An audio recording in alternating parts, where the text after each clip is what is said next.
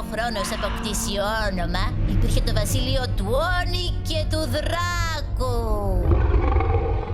Ένα από τα 16 βασίλεια. Όχι ένα από, το πρώτο. Ο Δράκος είχε την ικανότητα να δημιουργεί.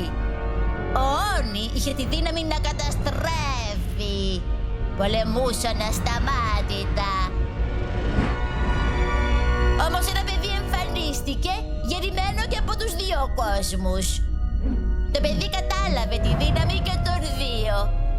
Χωρίς το ένα, δεν θα είχε το άλλο. Όταν όμως ο Όνι και ο Δράκος πάλεψαν για το ποια πλευρά θα ακολουθούσε το παιδί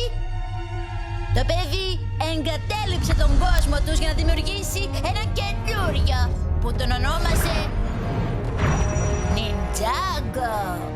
Δηλαδή, μου λες πως το παιδί που γεννήθηκε από τους δύο κόσμους είναι ο πρώτος μάστερ του Σπιντζίτσου? Hey, είστε συγγενείς, που σημαίνει ότι είσαι Όνι και Δράκος κι εσύ. Σας είπα, η αλήθεια είναι επικίνδυνη.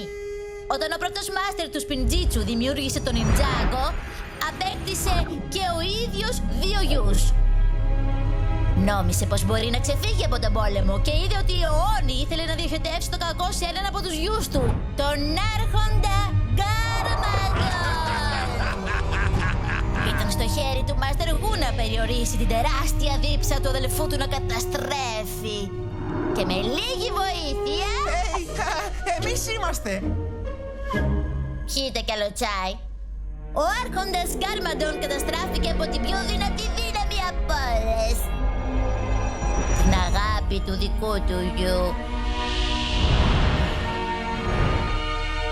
Όσο όμως ήταν απόν, ένα κενό δημιουργήθηκε και σε αυτό το κενό ένα νέο σκοτάδι εμφανίστηκε.